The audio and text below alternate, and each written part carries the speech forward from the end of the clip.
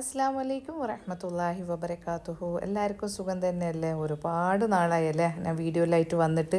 അപ്പോൾ ബറാത്തൊക്കെ അല്ലേ, അപ്പോൾ ഞാൻ വിചാരിച്ചു നല്ല ഒരു ബീഫ് ബിരിയാണി വെക്കാമെന്ന്. അപ്പോൾ അതിൻ്റെ റെസിപ്പി പറഞ്ഞുതരാം. അതിന് മുമ്പ് എപ്പോഴും പറയുന്ന പോലെ ഉമ്മ സ്പെഷ്യൽ കാണുന്ന എല്ലാവരോടും റിക്വസ്റ്റ് ചെയ്യാണ്. എൻ്റെ ചാനൽ ആദ്യമായിട്ട് കാണുന്നവരാണെങ്കിൽ സബ്സ്ക്രൈബ് ചെയ്യാതെ കാണുന്നവരുണ്ടെങ്കിൽ ഒന്ന് സബ്സ്ക്രൈബ് ചെയ്യും, ബെല്ലൈക്കൺ അമർത്താനും മറക്കരുത്. വീഡിയോ ഇഷ്ടപ്പെട്ട എല്ലാവർക്കും ഷെയർ ചെയ്ത് കൊടുക്കുക കേട്ടോ. അപ്പം നമുക്ക് നല്ലൊരു ബീഫ് ബിരിയാണി വെച്ച ഒരു സ്പെഷ്യൽ ബിരിയാണിയാണ്. അപ്പോൾ ആദ്യം നമുക്ക് ബീഫിനെ ഒന്ന് വേവിച്ചിട്ടെടുക്കുക. അതിന് വേണ്ടിയിട്ട് ഞാൻ കുക്കറിൽ ഒരു 1.5 കിലോനോളം ബീഫുണ്ട്. അതിൽ ഒരു കുക്കർ വെച്ച് കുറച്ച് ഓയിലിട്ട് ഒരു കഷ്ണം പട്ട, 2-3 ഏലക്ക, കുറച്ച് ഗ്രാമ്പു ഇട്ടിട്ട് ഒന്ന് മൂത്തതിന് ശേഷം നമ്മുടെ കഴുകി വെള്ളം ഊറ്റി വെച്ച ബീഫിനെ ഒന്ന് എണ്ണയിൽ നന്നായിട്ടൊന്ന് വഴറ്റുക. ഇങ്ങനെ വഴറ്റിയിട്ട് ഒരു കളറ് ചേഞ്ചായിട്ട് നമ്മൾ വേവിക്കുകയാണെന്നുണ്ടെങ്കിൽ എണ്ണയിൽ നന്നായിട്ട് വഴറ്റിയിട്ട് കളറ് ചേഞ്ചായിട്ട് വേവിക്കുകയാണെന്നുണ്ടെങ്കിൽ പെട്ടെന്ന് വെന്ത് കിട്ടും. എന്നിട്ട് നന്നായിട്ട് വഴറ്റിയതിന് ശേഷം നമ്മുടെ അതിൻ്റെ അകത്ത് 1 ടീസ്പൂണ് ഇഞ്ചി വെളുത്തുള്ളി പേസ്റ്റിൻ്റെ റെസിപ്പി അറിയാത്തവർക്ക് അതിൻ്റെ ലിങ്ക് ഞാൻ അതിൻ്റെ ഡിസ്ക്രിപ്ഷൻ ബോക്സിൽ വെക്കുക. എന്നിട്ട് വെളുത്തുള്ളി ഇഞ്ചി പേസ്റ്റ് ഇടുക. എന്നിട്ട് ഒരു 2 പച്ചമുളക് കീറിയിട്ട് അതിൻ്റെ അകത്ത് ഇടുക. പിന്നെ നമ്മൾ ആവശ്യത്തിനുള്ള ഉപ്പും ചേർത്തിട്ട് ഒന്ന് നന്നായിട്ടൊന്ന് മിക്സ് ആക്കുക. അതിനുശേഷം നമ്മൾ ഇതിനെ നന്നായിട്ടൊന്ന് മിക്സ് ആക്കിയതിന് ശേഷം ഇതിൻ്റെ അകത്ത് നമുക്ക് ബീഫ് വേവാനുള്ള ഒരു 1/2 ഗ്ലാസ് വെള്ളവും ഒരു ലെമണിൻ്റെ പകുതി ജ്യൂസും കൂടെ ചേർത്തിട്ട് ഈ ബീഫിനെ നമുക്ക് നന്നായിട്ടൊന്ന് വേവിച്ചെടുക്കാം. കുറേ കാലമായി വീഡിയോസ് ഒന്നും ഇടാത്ത ഓരോ ടെൻഷനും കാര്യങ്ങളെല്ലാം ആയിട്ടാണ്. ഇനി ഇൻഷാല്ല ഓരോ വീഡിയോ ഇടണമെന്ന് ആഗ്രഹമുണ്ട്. ഇൻഷാല്ല ഇടാം. ഇനി നമുക്ക് റൈസ് ഉണ്ടാക്കാം. അതിന് ആദ്യം ഒരു 2-3 ടേബിൾ സ്പൂൺ ഓയിൽ ഒഴിച്ചിട്ട് അതിൻ്റെ അകത്ത് ഒരു 3 ടീസ്പൂൺ ഗീ ഒഴിക്കുക. ഒരു 3-4 ഏലക്ക, ഒരു പട്ട നന്നായിട്ട് ചെറിയ പീസാക്കിയിട്ട് ഒരു വലിയൊരു പട്ടൻ്റെ പീസ്, പിന്നെ ഒരു 2 ബേ ലീഫ്, കുറച്ച് ഗ്രാമ്പ്, ഒരു 4-5 ഗ്രാമ്പ്, പിന്നെ 1 ടീസ്പൂണ് വലിയ ജീരകവും കൂടെ ഇട്ടിട്ട് നന്നായിട്ടൊന്ന് മൂത്തതിന് ശേഷം ഞാൻ 1.5 കിലോന് ബീഫിന് 1 കിലോനാണ് റൈസ് എടുക്കുന്നത്. അപ്പോൾ അത് നന്നായിട്ട് കഴുകി ഊറ്റി വെച്ചിട്ട് അതിനെ നമുക്ക് ഈ ഗീയിലിട്ടിട്ട് നമ്മുടെ ഈ ഓയിലിട്ടിട്ട് നന്നായിട്ട് വറുത്തിട്ടാണ് ഞാൻ വെക്കുന്നത്. ഇത് മാത്രമല്ല കേട്ടോ ഈ ചോറിൻ്റെ ഈ റൈസിനൊരു സ്പെഷ്യലാണ്. അപ്പം അതെന്തായാലും വീഡിയോ സ്കിപ്പ് ചെയ്യാതെ കാണുക. ഭയങ്കര സ്പെഷ്യൽ, എനിക്ക് നല്ല ഇഷ്ടമായി. എൻ്റെ ബ്രദർ എപ്പോഴും പറയും ഇങ്ങനെ ഒന്ന് വെക്കണമെന്ന്. അങ്ങനെ വെച്ച് നോക്കിയപ്പോൾ ഭയങ്കര ടേസ്റ്റ് തന്നെ കേട്ടോ. ഇനി അതിൻ്റെ അകത്ത് എന്താക്കാൻ കുറച്ച് പുതിനയും മല്ലിയും കൂടെ ഇട്ടിട്ട് ഒന്ന് വഴറ്റുക. അപ്പോൾ നന്നായിട്ട് വറുത്ത് അരി പൊട്ടുന്ന രീതിയിൽ വറക്കുമല്ലോ, അങ്ങനെ വറുത്തതിന് ശേഷം ഇനിയാണ് ഞാൻ ഇതിനകത്ത് സ്പെഷ്യൽ എന്ന് പറയുന്നത്. ഇത് പാലാണ്, പാലും വെള്ളവും. അതായത് നമ്മൾ 1 കപ്പ് അരിക്ക് 2 കപ്പ് വെള്ളമല്ല ചേർക്കാൻ.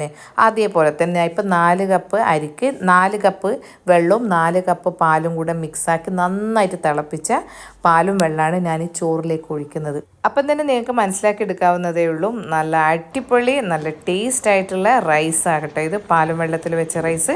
എന്തായാലും നിങ്ങളൊന്ന് ട്രൈ ചെയ്ത് നോക്കുക. അപ്പോൾ നമുക്കിവിടെ ചോറ് വേകാൻ വേണ്ടി വെക്കുക. അപ്പോൾ ആ സമയത്ത് തന്നെ ചോറ് വേകുന്ന സമയത്തേക്ക് നമുക്ക് ഇതിനേക്കുള്ള ബീഫിൻ്റെ മസാല ഉണ്ടാക്കുക. അപ്പോൾ ഞാനൊരു പാത്രം അടുപ്പത്ത് വെച്ചിട്ട് അതിൻ്റെ അകത്ത് ഒരു 3 ടീസ്പൂണ് ഗീ ഒഴിച്ചിട്ടുണ്ട്.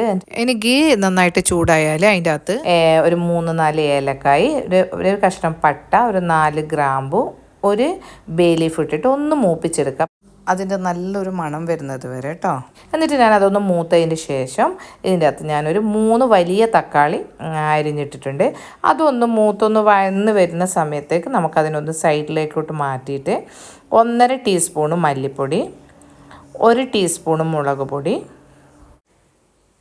1/4 ടീസ്പൂൺ മഞ്ഞൾപ്പൊടി, 1/2 ടീസ്പൂൺ ഗരം മസാല, എന്നിട്ട് നന്നായിട്ടൊന്ന് പച്ചമണം മാറുന്നത് വരെ ഒന്ന് വഴറ്റിയെടുക്കുക. എന്നിട്ട് തക്കാളിൻ്റെ അകത്ത് മിക്സ് ആക്കുക. നന്നായിട്ട് മിക്സ് ആയതിന് ശേഷം നമുക്ക് ഇതിൻ്റെ അകത്ത് ഇഞ്ചി വെളുത്തുള്ളി പേസ്റ്റ് 2 ടീസ്പൂൺ ചേർത്തിട്ട് വീണ്ടും നന്നായിട്ടൊന്ന് മിക്സ് ആക്കുക. എന്നിട്ട് ഒരു 5 പച്ചമുളക് ഒന്ന് ക്രഷ് ചെയ്തിട്ടതും ഇട്ടിട്ട് നന്നായിട്ടൊന്ന് മൂപ്പിച്ചെടുക്കുക. നന്നായിട്ട് മൂപ്പിച്ചെടുത്തതിന് ശേഷം അതിൻ്റെ അകത്ത് പുളിയില്ലാത്ത തൈര്, ഒരുപാട് പുളിച്ച തൈര് ചേർക്കരുത്. കാരണം ഇതിൻ്റെ അകത്ത് ചെറുനാരങ്ങൻ്റെ ജ്യൂസും കൂടെ വരുന്നുണ്ട്. അതുകൊണ്ട് ഒരു 1/2 കപ്പ് തീരെ പുളിയില്ലാത്ത തൈരും കൂടെ ചേർത്തിട്ട് നന്നായിട്ടൊന്ന് മിക്സ് ആക്കി എടുക്കുക. നന്നായിട്ട് മിക്സാക്കിയതിന് ശേഷം ഒരു കൈപ്പിടി നിറച്ചും പുതിന ഇല, ബീഫിനും മട്ടനുക്കും നന്നായിട്ട് പുതിന ഇല വേണം. അപ്പോൾ ഒരു കൈപ്പിടി നിറച്ചും പുതിന ഇലയും അത്ര തന്നെ മല്ലിയിലയും കൂടെ ചേർത്തിട്ട് ഒന്ന് മിക്സാക്കുക. എന്നിട്ട് മിക്സാക്കിയതിന് ശേഷം ഇതിൻ്റെ അകത്തൊന്ന് പുളിയും എരിവും പിന്നെ ഉപ്പൊക്കെ മതിയോ നോക്കുക, എല്ലാം ഒന്ന് ടേസ്റ്റ് ചെയ്ത് നോക്കുക. നമ്മളിതിൻ്റെ മെയിൻ ഇൻഗ്രീഡിയൻസ് ഉള്ളി പൊരിച്ചത് ഇട്ടിട്ടില്ല.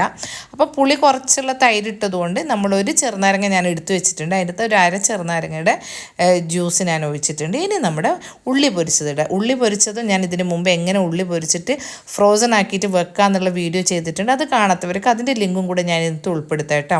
അങ്ങനെയൊക്കെ ഉള്ളിയൊക്കെ പൊരിച്ച് വെച്ച് കഴിഞ്ഞാലില്ല നമുക്ക് പെട്ടെന്ന് ബിരിയാണിയൊക്കെ ഉണ്ടാക്കാൻ പറ്റും. ഉള്ളി പൊരിച്ച് വെച്ച് കഴിഞ്ഞാൽ അതിൻ്റെ ലിങ്ക് ഞാൻ അതിൻ്റെ ഡിസ്ക്രിപ്ഷൻ ബോക്സിൽ വെക്കാം. അതുകൂടെ മിക്സ് ആക്കിയതിന് ശേഷം നമ്മളിവിടെ നല്ല വെന്ത് നല്ല സോഫ്റ്റ് ആയിട്ടുള്ള ബീഫ് ഇവിടെ റെഡി ആയിട്ടുണ്ട്. അപ്പോൾ നമുക്ക് ഈ ബീഫിനെ നമുക്ക് ഈ മസാലേൻ്റെ അകത്തേക്ക് ചേർക്കാം. അതിന് മുമ്പ് നമ്മുടെ ഈ മസാലേൻ്റെ കുറച്ച് വെള്ളം ഉണ്ടല്ലോ, അതായത് ബീഫ് വെന്തതിൻ്റെ കുറച്ച് ആ ജ്യൂസ് അത് മാറ്റി വെക്കണം. അത് അതിൻ്റെ തന്നെ മാറ്റി വെച്ചതെന്ന് വെച്ച് കഴിഞ്ഞാൽ ആ ബാക്കിയുള്ള ചെറുനാരങ്ങയിൽ കുറച്ച് കളറ് മിക്സ് ആക്കിയിട്ട് അതിൻ്റെ അകത്താണ് ഞാൻ എടുത്തു വെച്ചിരിക്കുന്നത്. നമ്മൾ ചോറിൽ ദമ്മിടുമ്പം ഒഴിക്കാൻ വേണ്ടിയിട്ടാണ്. കുറച്ച് ഒരു 2 സ്പൂണ് ബീഫ് വെന്തതിൻ്റെ ജ്യൂസ് മാറ്റി വെച്ചു. എന്നിട്ട് നമ്മൾ ഈ വെന്ത ബീഫിനെ ഈ മസാലേൻ്റെ അകത്തേക്ക് ചേർത്തിട്ട് നന്നായിട്ടൊന്ന് മിക്സ് ആക്കിയിട്ട് ഇത് കുറച്ച് ഡ്രൈ ആയ പോലെ അല്ലല്ലോ, കാരണം നമുക്കിതിനിപ്പോൾ ദമ്മിടുമ്പം കുറച്ച് വെള്ളം വേണമല്ലോ. അപ്പോൾ നമ്മളെന്തൊക്കെ കുക്കറൊക്കെ കഴുകിയിട്ട് ഒരു 1/2 ഗ്ലാസ് ഓളം വെള്ളം 1/4 ഗ്ലാസോളം വെള്ളം ഒഴിച്ചിട്ട് ഒന്ന് നന്നായിട്ടൊന്ന് മിക്സ് ആക്കിയതിന് ശേഷം വേണം നമ്മളിതിൻ്റെ മുകളിൽ ചോറ് ദമ്മിടാൻ. സാധാരണ ചോറ് ദമ്മിടുന്ന പോലെ. അപ്പോൾ നമ്മൾ മസാലയ്ക്ക് ഉപ്പും മുളകും എല്ലാം മതിയോന്ന് നോക്കണം കേട്ടോ. എന്നിട്ട് എല്ലാം നോക്കിയതിന് ശേഷം നമ്മുടെ മുകളിൽ കുറച്ച് മല്ലിപ്പൊതിന എല്ലാം ഇട്ട് അതിന് ശേഷം നമ്മൾ എന്താക്കാൻ നമ്മൾ ഈ വെന്ത നല്ല പൂ പോലത്തെ നമ്മൾ നെയ്ച്ചോറാക്കി വെച്ചിട്ടുണ്ടല്ലോ, ആ ചോറ് ഇതിൻ്റെ മുകളിൽ ദമ്മിടുന്നൊരു സാധാരണ രീതിയിൽ തന്നെ ആദ്യം കുറച്ച് ചോറിടുക, പിന്നെ മല്ലി പുതിന ഉള്ളി പൊരിച്ചത് കുറച്ച് ഗരം മസാല മിക്സ് ആക്കിയതും കൂടിയിട്ടുള്ള അതിടുക. അതിൻ്റെ മുകളിൽ ഞാൻ നേരത്തെ മാറ്റി വെച്ചിരിക്കുന്ന ആ ലിക്വിഡ് ഉണ്ടല്ലോ, അതായത് ബീഫിൻ്റെ വെള്ളവും പിന്നെ കുറച്ച് ചെറുനാരങ്ങയും കുറച്ച് കളറും ഒക്കെ മിക്സ് അത് ഒഴിച്ച് കഴിഞ്ഞാൽ ആ ചോറിൻ്റെ ഓരോ മണിയിലും ഈ ബീഫിൻ്റെ വെള്ളത്തിൻ്റെ അതൊക്കെ മിക്സ് ആയതിലൊരു ടേസ്റ്റ് ഉണ്ടല്ലോ, അതൊരു വേറെ തന്നെ. അല്ലെങ്കിൽ ചോറ് വേറെ ഇങ്ങനെ എന്തിനും നമ്മൾ പിന്നെ മട്ടനും ബീഫും ഒക്കെ വേവിച്ച് കഴിഞ്ഞാൽ കുറച്ച് വെള്ളം മാറ്റി വെച്ചിട്ട് ദമ്മിടുമ്പോൾ ഇട്ട് കഴിഞ്ഞാൽ ആ ചോറിന് നല്ലൊരു ഫ്ലേവർ കിട്ടും. ഒരു ബിരിയാണിക്കൊരു ഫ്ലേവറാണത്. എന്നിട്ട് അങ്ങനെ ഇട്ടതിന് ശേഷം ഒരു ലെയർ ഇട്ടിട്ട് ഞാനിപ്പോൾ 2 ലെയറാണ് ദമ്മിടുന്നത്. അപ്പോൾ ശരിക്കും നിങ്ങൾ എന്തായാലും ഈ പാലൊഴിച്ചിട്ട് നിങ്ങളെന്തായാലും നെയ്ച്ചോറൊന്ന് വെച്ച് നോക്കുക. ഗീ റൈസ് ആയിട്ടും നമുക്ക് ചെയ്യാം. പിന്നെ ബീഫിനാണ് ഞാൻ ഈ ബീഫിന് മാത്രമാണേ വെച്ചിട്ടുള്ളൂ. അതിന് ഞാൻ ഇൻഷാ അല്ലാഹ് എനിക്കൊരു മട്ടനിലും ഇതേപോലെ വെച്ച് നോക്കണം. ചോറൊരു വേറൊരു ഫ്ലേവറും വേറൊരു ടേസ്റ്റും തന്നെ നല്ല, അത് പറയാതിരിക്കാൻ വയ്യാട്ടെ. എന്തായാലും നിങ്ങളൊന്ന് ട്രൈ ചെയ്ത് നോക്കണം. കാരണം എന്ന് വെച്ച് കഴിഞ്ഞാൽ ഞാൻ വിചാരിച്ച പോലെ തന്നെ നിങ്ങളും വിചാരിക്കുന്നുണ്ട് പാലിലെങ്ങനെ അപ്പം ചോറ് വെക്കാമെന്ന്. പക്ഷെ വെച്ചതിന് ശേഷമാണ് അതിൻ്റെ ആ ഒരു ടേസ്റ്റും അതിൻ്റെ ഒരു മാറ്റവും മനസ്സിലാകുന്നത്. നമുക്കെപ്പോഴും ഒരു മാറ്റത്തിന് ഇഷ്ടമാണല്ലോ. അപ്പം നമ്മൾ നന്നായിട്ട് ദമ്മിടുന്നതിൽ ഒരു എക്സ്ക്യൂസും ഇല്ല. ഒരു 10 മിനിറ്റ്, അതായത് നമ്മുടെ ആ ബീഫ് മസാല അടിയിലുള്ള മസാലൻ്റെ മണം ചോറിലേക്ക് വരുന്നത് വരെ, അതായത് ഒരു 10 മിനിറ്റ് നമ്മൾ നന്നായിട്ട് ദമ്മിട്ടതിന് ശേഷം നമ്മൾ അടിപൊളി എന്തൊരു മണം എന്നറിയാവോ, നല്ല അടിപൊളി നല്ല ബിരിയാണി ഇവിടെ റെഡി ആയിട്ടുണ്ട്. എന്തായാലും നിങ്ങളൊന്ന് ട്രൈ ചെയ്ത് നോക്കണം. ഈ ഒരു രീതിയിലുള്ള പിന്നെ മട്ടനായാലും ചിക്കനായാലും ബീഫായാലും നിങ്ങളൊന്ന് ഈ രീതിയിലൊന്ന് വെച്ചിട്ട് ട്രൈ ചെയ്തിട്ട് അഭിപ്രായങ്ങൾ പറയാൻ മടിക്കരുത് കേട്ടോ. നിങ്ങൾ അഭിപ്രായങ്ങൾ വായിക്കുമ്പോൾ നല്ല രസമാണ്. പിന്നെ മറുപടി തരാത്തത് കൊണ്ട് നിങ്ങൾ ആർക്കും ദേഷ്യപ്പെടുക അല്ലെങ്കിൽ എന്നോട് വെറുപ്പ് തോന്നുകയോ ചെയ്യരുത്. ചെറിയ ബിസി ആയതുകൊണ്ട് കേട്ടോ ഞാൻ അഭിപ്രായങ്ങളൊക്കെ പറയാതെ ഞാൻ ശ്രമിക്കാം. നിങ്ങളെല്ലാവരും പിന്നെ ഓരോരോ വെള്ളം മെസ്സേജിന് ഞാൻ റിപ്ലൈ ചെയ്യാൻ ശ്രമിക്കാം. അപ്പോൾ എന്തായാലും ട്രൈ ചെയ്യുക. പിന്നെ എൻ്റെ മട്ടന് പിന്നെ ഫിഷ് ബിരിയാണി, ചെമ്മീൻ ബിരിയാണി, ചിക്കൻ ബിരിയാണി ഇതിൻ്റെയൊക്കെ വീഡിയോസ് ഉണ്ട്. കാണാത്തവർക്ക് അതിൻ്റെ ലിങ്ക് ഞാൻ അതിൻ്റെ ഡിസ്ക്രിപ്ഷൻ ബോക്സിൽ വെക്കാം. എല്ലാവരും ട്രൈ ചെയ്ത് നോക്കുക. നോമ്പും പെരുന്നാളൊക്കെ അല്ലേ വരുന്നത്. അപ്പം എന്തായാലും ഈ ബീഫ് ബിരിയാണി ഉണ്ടാക്കാൻ മറന്നു പോകരുതേ. അപ്പോൾ എന്തായാലും ഉണ്ടാക്കിയിട്ട് അതിൻ്റെ അഭിപ്രായവും പറയാം. അപ്പോൾ എന്തായാലും ബറാത്തിൻ്റെ സ്പെഷ്യലായിട്ട് ഇത് കണക്കിലെടുക്കുക ഇൻഷാ അല്ലാഹ്.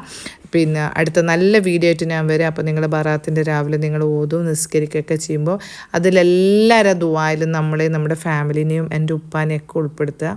എല്ലാവർക്കും വേണ്ടിയിട്ട് അങ്ങോട്ടും ഇങ്ങോട്ടും ദുആ ചെയ്യുക ഇൻഷാ അല്ലാഹ്. അടുത്ത നല്ല വീഡിയോ ആയിട്ട് വരുന്നത് വരെക്കും അസ്സലാമു അലൈക്കും വറഹ്മത്തുള്ളാഹി വബറകാതുഹു.